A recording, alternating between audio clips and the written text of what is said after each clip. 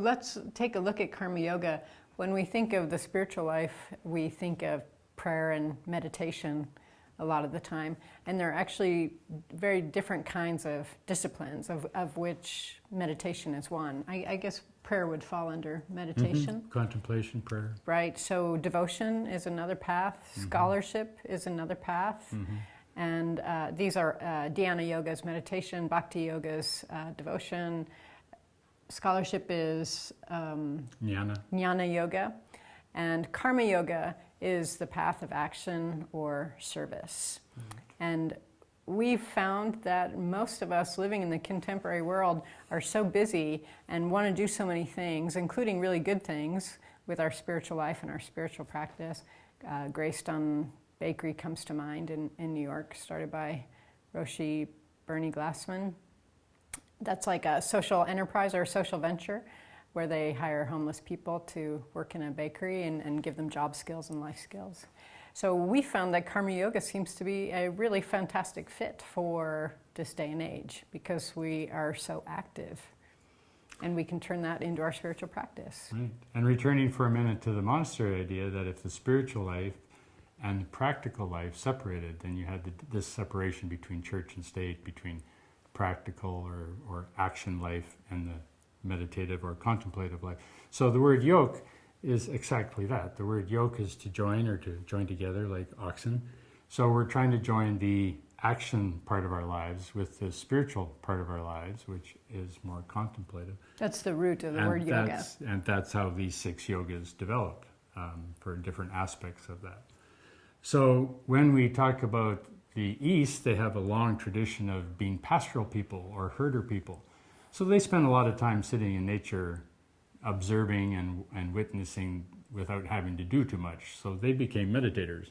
Whereas in the West, colder climate, more difficult environment, we had to carve ourselves out of the wilderness, as it were. We became agriculturalists, and that made us more settled, which produced churches. So now the idea with Karma Yoga is because we're Westerners and because we do so much action, our easiest access to spiritual yoga, union, is through what we're good at, which is action.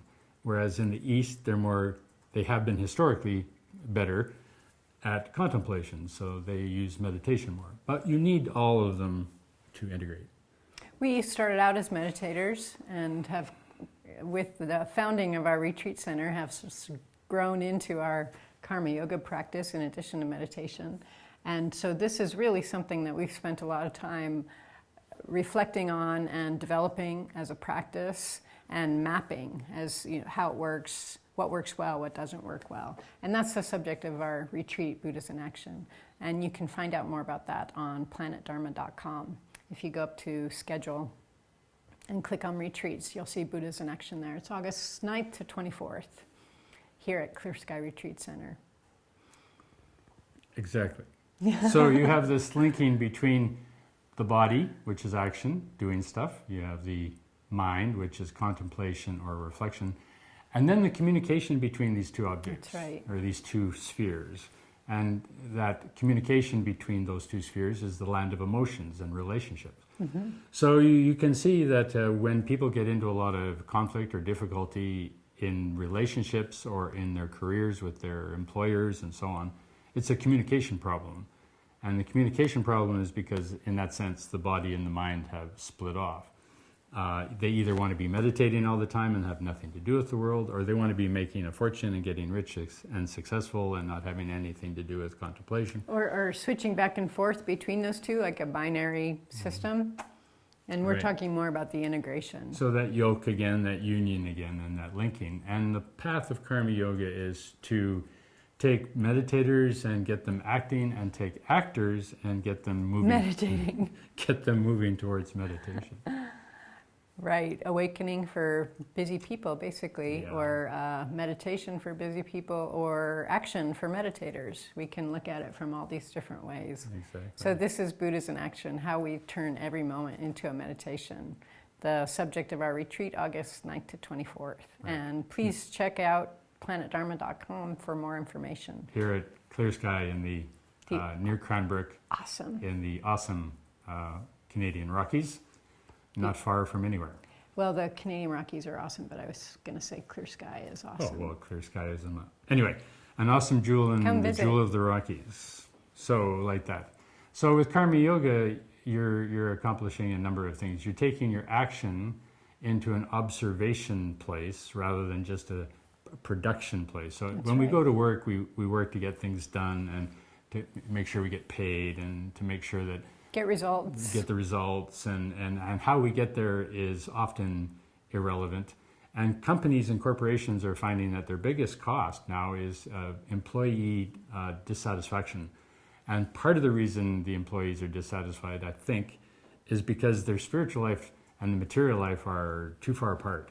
That That's their right. working life is too far from their spiritual life. Yeah, we need to live according to our, or we thrive when we live according to our values. And this is why the path of Karma Yoga is so helpful. Can I just go back? You were talking about the body, the action in the body, and then the mind, the reflecting on the action, and then the speech, which is the communication between those things, or the expression of what's happening. And that's the traditional body, speech, and mind that meditators may be familiar with. Those are three lenses through which we approach our meditation practice Exactly. and our Karma Yoga practice. So, from the spiritual side of the equation, what you're really trying to do is get towards spaciousness, emptiness, That's right. and openness in the field of the mind, which gives you peace, bliss, and clarity. So that's kind of Yay. the spiritual statement. That's right. And then from the action statement, what we're trying to do is work together, get things done, produce, create, develop, right. grow, imagine, science fiction at its best. So this is very much what we're sharing with you about Karma Yoga and what Buddhas in Action, the retreat, is all about, is very much from our own personal experience. Because as meditators, we struggled. We had a retreat center to run and retreats to offer to people. And we would get really focused on success or the results we wanted or the particular project we were working on.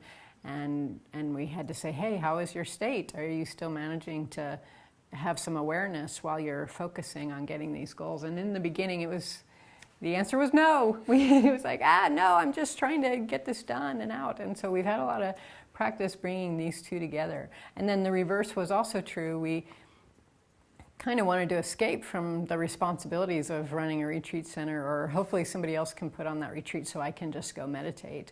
And meditate can be a sort of excuse to escape from the world. And so we have really, it's been very much a part of our path and required for what we do to bring these two together in ways that are mutually supportive. Yep.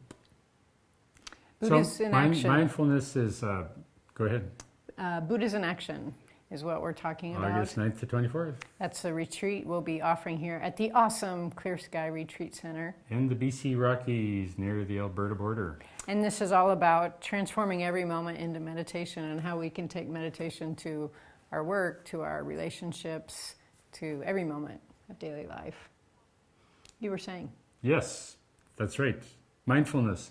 Mindfulness is a big buzzword in the community these days. Everybody's talking about mindfulness training. And mindfulness is fantastic because it makes you mindful. And when you're mindful, you are usually a little calmer, a little clearer, a little bit more relaxed, a little bit more with what you're doing.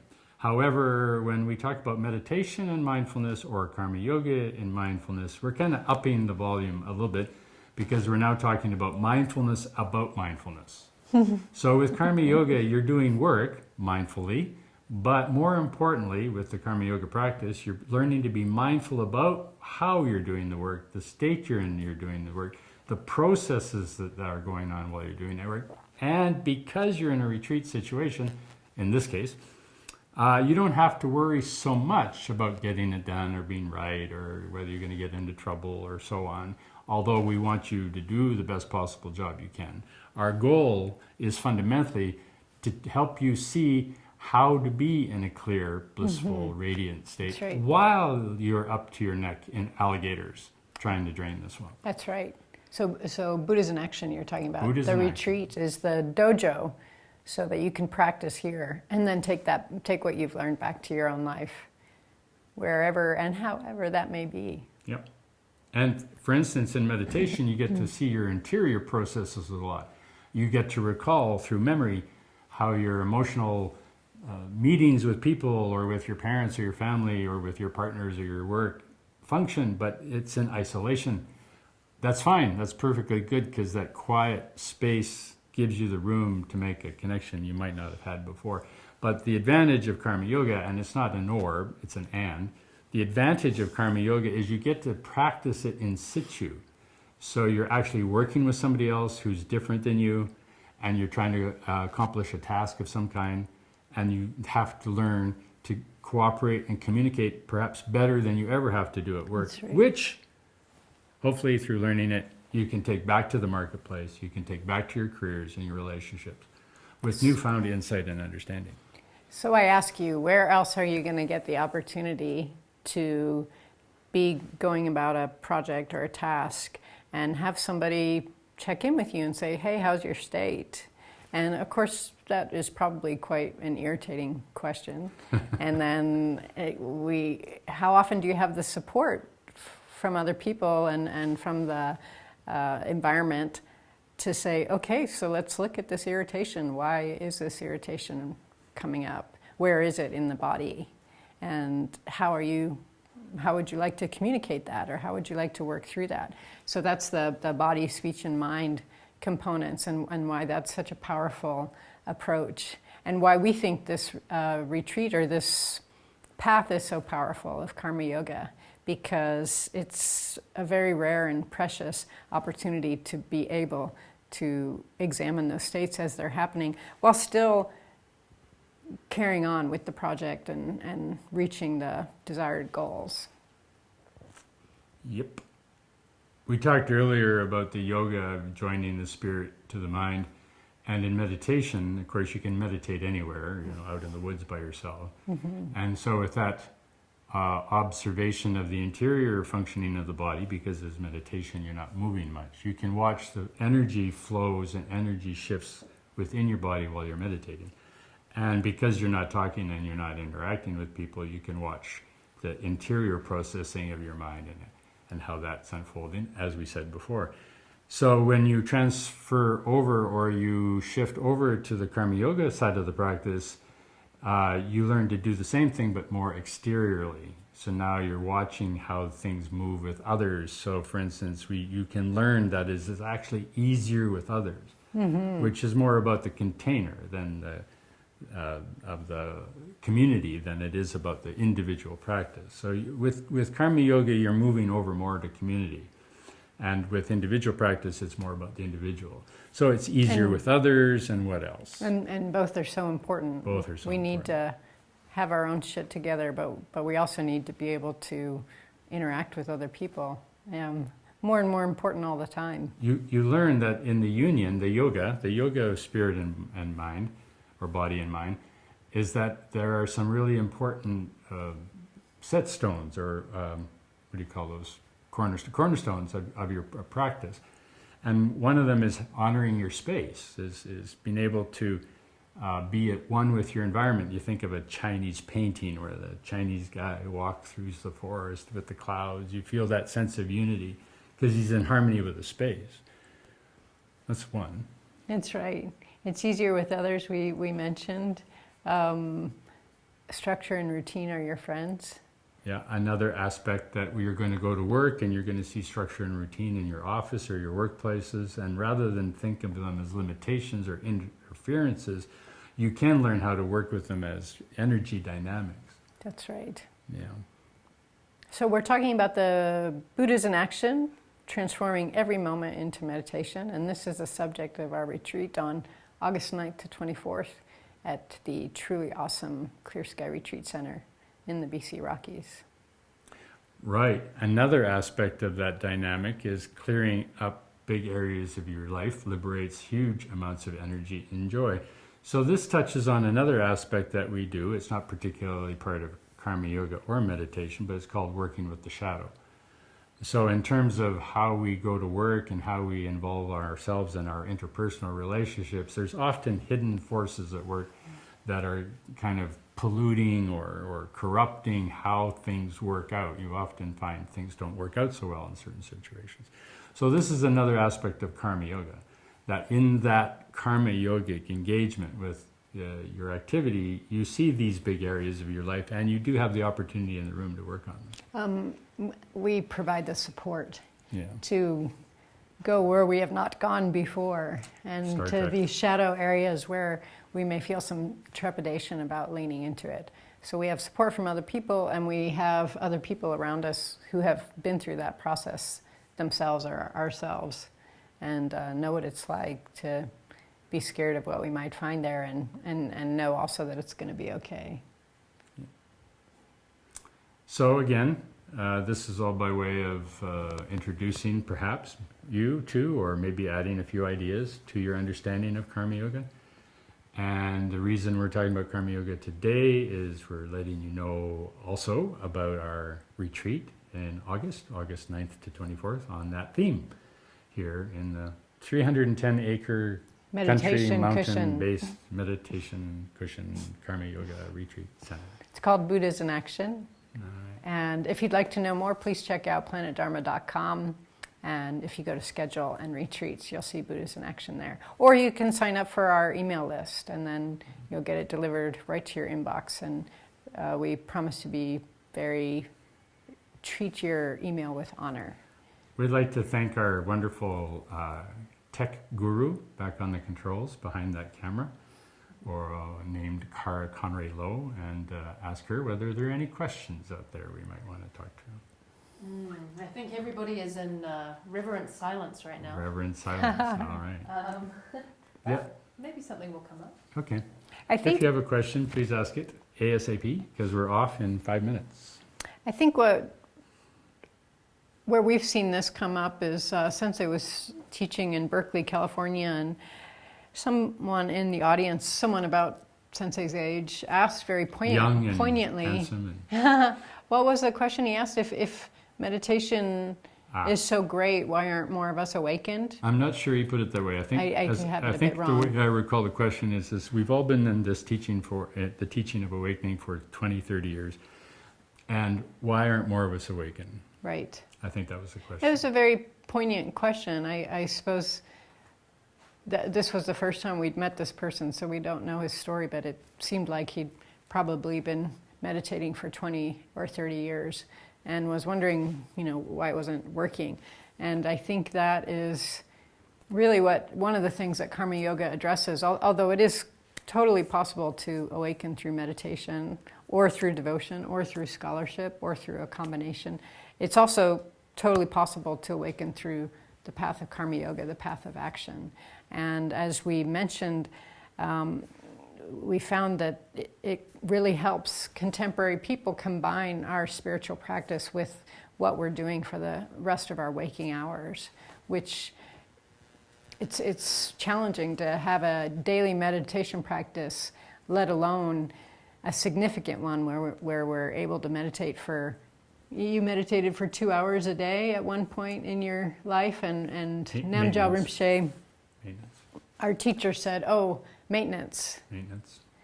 If you want to awaken through the path of meditation, you should consider that you're probably going to need to meditate 19 to 21 hours a day, probably 3 or 4 months a year, 2 or 3 times a year for a number of years. So like anything, to be good at it, it's a profession, and you need to work at it. So most people's meditation practice in the West is not enough to really create the breakthrough through the path of meditation. If we think of that aphorism of needing 10,000 hours, I think that's to be good at something, and so to actually spiritually awaken, one would need more. Yeah, and if you do go via the path of karma yoga or one of the other paths, meditation is still required.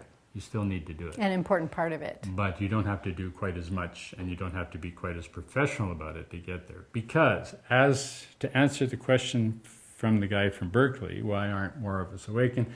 Fundamentally, the reason is the reason Westerners have a hard time awakening is because they're over-identified with their ego structures. They're over-identified with their self, their sense of a separate, independent self. And meditation helps you to see through that illusion.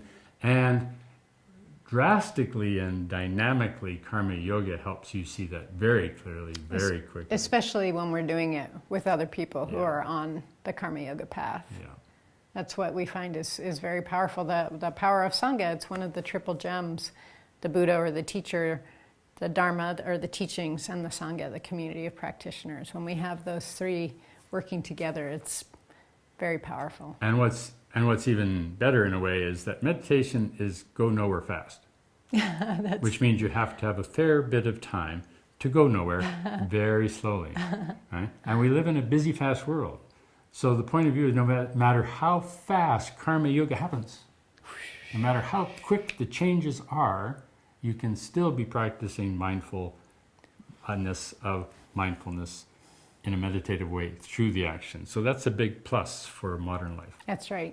When we're talking about Buddhas in action, that's transforming every moment into meditation, and that's also the subject of our 2-week retreat, August 9th to 24th, here at the truly amazing Clear Sky Retreat Center in the British Columbia Rockies. Kara. Oh, for more information, check out planetdharma.com. And Kara, I think... Join our mailing list, or check out the schedule on the website. Right. And Kara, do you have... Yeah, we have a couple of questions. We Couple have questions. a question from Maya, and she's asking, how can we practice Karma Yoga virtually outside of the retreat setting? Well, that's a very good question, Maya, and I think it requires a longer-winded answer than we can provide here and the time available. And so I think you start by getting trained in situation. You get trained in situ to learn how to do that, how to work with others and meditate, and how to do Karma Yoga while you're in the world. But if you're on your own and in a place where you don't have supporting people to help you with the practice, what you do is you dedicate every moment of every action to the transcendental, to God, to the Guru, to the awakened mind, to the spacious radiance. Our problem in our world is that we get focused on objects, and when we get focused on objects, we see the beginning and the moving more than the ending. So remember to create that space. And in a virtual situation, for other people, Maya's living abroad and doesn't have a really strong, or is developing a stronger Sangha, we'll say. Go Maya. So for sure, in person is optimal. That's the best, and we can't always have it. So in that case, the virtual connection with other members of our community and with our teachers, that is really a lifeline, really an umbilical cord that we want to honor and try to prioritize that as something very valuable, and practicing Karma Yoga that way. Okay. Good. Ellen Russell says, excellent discourse. Thank you both. Thank you, Ellen. And then we have Ellen Russell, hi. Ellen Russell. Ellen Russell, hi, Ellen Russell. Thank you, Ellen. Okay, we have a question from Michelle Hines. She said, you shared that often we get into trouble around communication as we split from mind and body. What would be an example of integrated communication? Yeah, that's a great question, Michelle. I think integrity, actually sharing what is coming up for us and doing it in such a way that this is what's coming up for me, not necessarily, it's because you're making me feel this way, right? Owning our own feelings. And I think the most challenging thing about that is we may not be aware of our own feelings. We may be aware that we're uncomfortable, but often we're so busy we don't take the time to check in and see what's happening. So then it's hard to share it skillfully. That's one example. What would you say? I think, because of time limitations and so on, I think that's a very good answer. Well thank done. you. I just maybe add a dimension to it a little bit. One of the big issues in the spiritual life for modern people, especially since they maybe don't have teachers or they don't have a close enough a relationship with a teacher to keep them honest, is a thing called spiritual bypassing. And with spiritual bypassing, it's basically what Catherine just said, is that what we think we should be presenting and how we think we should show up are different than how we're actually feeling or what is actually going on with us. And so a huge element of that isn't that you're going to dump your negatives on anybody, but that you acknowledge them and recognize them as present. And you communicate the fact that they're present to whomever you're talking to. So you can go, look, I'm in a terrible mood today, everything's going wrong, I'm really kind of a grump, it's not your fault, I don't know what it is, but it's not you, it's just me. And now let's talk about that loan you wanted to make. Right? Then everybody knows where it's at, more than thinking, oh, you got to behave in a certain way. And that relieves the tension that everybody is feeling anyway. Yeah. All right. So this is Buddhas in Action live stream from the beautiful Clear Sky Meditation Center in the BC Rockies. We're bringing this to you as an offering and as a reminder that we have a retreat coming up. When? August 9th to 24th. Buddhas in Action, transforming every moment into meditation. And where can we find out about that? On planetdharma.com. If you go to schedule and retreats, you'll see it there. Or you can join our mailing list or our Facebook page, and you'll learn about it that way. And to be consistent with our teaching, we close with the traditional closing. May these wholesome and powerful activities eliminate negativity and ignorance while producing happiness and illumination for the uplifting of the world. Lovely talking to a camera and all you people hidden in that little wee box. Thanks for joining us. Thanks for joining.